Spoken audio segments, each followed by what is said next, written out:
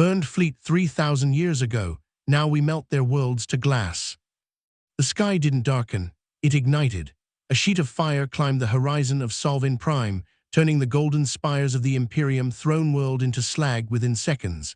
High above the atmosphere, the ember-conquered fleet held its formation, their stealth fields flickering out like dying stars. Warden Than's final transmission from the surface had been a stutter of static. Now, there was only the roar of a planet being melted back to its base elements. I wish I could tell you it ended there. It didn't. The list was long, and the fire was just getting started. Stay close.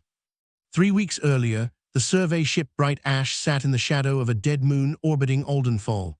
Commander Reed Calloway stared at the holotable, his cybernetic left eye word, its dim blue glow reflecting off the cold, metallic surface of a buried resonance archive. It wasn't a distress call. It was a recording, and it was 26 centuries late. Whatever built this, they wanted it found, Calloway said. He turned to Dr. Naomi Strand, whose hands were trembling as she tapped the final sequence. They just didn't expect us to be the ones still alive to find it. The archive, the choir array, began to pulse with light. A single, translated phrase filled the bridge. It wasn't a warning. It was a death toll, 6 billion souls, recorded in a language no living human had heard in 2,000 years.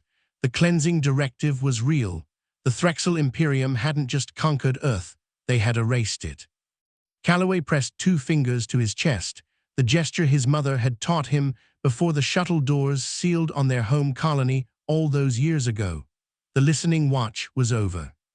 The ember-conquered colonies didn't debate. They moved with the cold, rhythmic precision of a clockwork mechanism. 12 scattered colonies, long hidden and long ignored, pooled their defensive ships and converted mining fleets.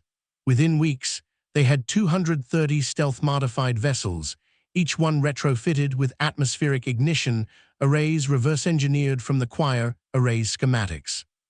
Captain Priya Anand steered the Bright Ash toward the Korath anchorage, the Imperium's primary shipyard world. The Imperium relied on ceremony and protocol. They did not know how to fight an enemy that had been waiting for the better part of a millennium. The stealth fields dropped. The orbital defenses died in a single, silent volley. Within 2 hours, the massive factory spires were nothing but pools of cooling glass. They aren't fighting back, Lieutenant Oduya said, his voice level. They aren't even scrambling their interceptors. They don't know who we are, Calloway replied. They think we're a freak accident. The fleet jumped to Greenmore Concord, the Imperium's breadbasket. Colonel Esme Fox Marines planted a memorial beacon on the surface. Before the firestorm ignited, the beacon broadcast the names of the dead across every Imperial frequency, a loop of 6 billion syllables that took 3 hours to read. Then, the arrays fired. The farming plains turned to ash. Across the Imperium, command centers fell into ruin as contact with world after world vanished. Archivist General Mordin Rake, buried in the depths of the throne world, finally purged the ancient, forbidden logs. He saw the coordinates, the tactics, and the timeline. His hands shook as he pushed a warning to the warden. He whispered the word that no court had spoken in 1,000 years, human. Calloway set the final course, Solvin Prime. The seat of the directive. He sat in his command chair, holding the crystal fragment of the choir array. He played the only audio file the archive had kept, not a list of names, but a single, haunting voice singing a lullaby recorded the night the last shuttles had launched. The fleet emerged from the void. The Imperium's golden throne world waited, unsuspecting. Warden Than sent a final, desperate transmission. He offered titles. He offered gold. He offered a seat at a table that had never been built for humanity. Calloway listened without blinking. He looked at the warden's face on the screen, the faded scales, the amber eyes clouding with fear. Calloway didn't scream. He didn't offer a monologue.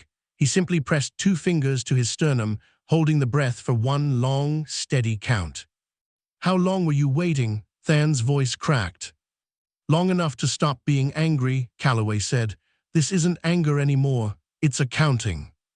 Calloway gave the order. 230 ships opened their arrays simultaneously.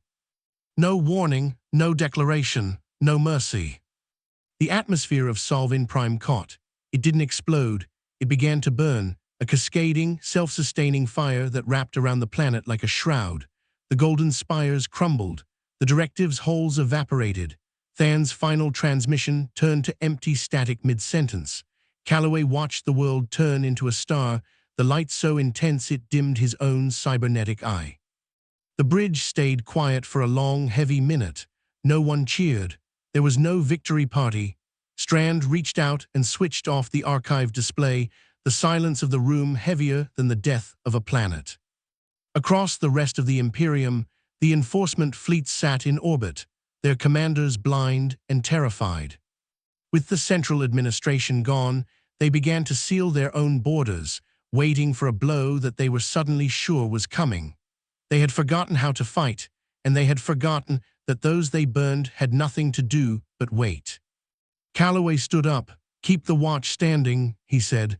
"The rest of the list is still out there." He looked at the burning world one last time. He pressed his fingers to his chest, the promise to his mother finally, fully kept. The debt was paid in glass. Glass remembers nothing, but they would. As the bright ash drifted away from the dying star that was once Solvin Prime, Calloway felt the weight of 26 centuries pressing against his spine. The data streams from the archive were still scrolling, detailing dozens of other worlds where the cleansing directive had left its mark. Each one was a coordinate, a tragedy, and a target. Naomi Strand approached the command console, her expression grave. She handed Calloway a new projection. It was a map of the sector, dotted with the remnants of the Threxel Imperium, a civilization that had spent ages building monuments to its own cruelty. Now, those monuments were just markers in a ledger. "We have enough energy in the ignition arrays for 4 more systems, Commander," she said. Her voice was steady, lacking the fear that usually accompanied such talk. "After that, we'll need to refuel at the hidden hubs." Calloway nodded, his cybernetic eye cycling to a sharper focus. He didn't see the stars as light anymore. He saw them as names, dates, and unfinished business. The Ember Conquered had survived in the dark because they had learned to be patient, but patience had its limit. That limit had been reached on Oldenfall. "Begin the sequence for the next system," Calloway ordered. "Don't send a transmission. Don't offer them a chance to negotiate. They didn't offer our ancestors one. We are simply finishing a conversation they started 3,000 years ago." The fleet turned, its silhouettes cutting through the darkness of space like jagged glass. They were no longer refugees hiding in the shadows, they were the reckoning. Every ship, every marine, and every technician on board shared the same singular, cold clarity. They were not looking for peace, and they were not looking for an empire. They were looking for the balance of the scale. In the distance, the dying light of Solvin Prime flickered and finally faded into the vast, indifferent dark of the galaxy. Calloway took his seat, his hand resting on the communication relay. He wouldn't need to speak much. The fire spoke for them, and for the first time in his life, he didn't feel the phantom ache of his lost home colony. He felt only the quiet, unrelenting satisfaction of a promise kept to the dead. The galaxy remained silent, but it was a different kind of silence now. It was the silence of a predator waiting for the next step. Calloway watched the jump drive initialize, his eyes fixed on the next coordinate. The list was long, but they had all the time in the world.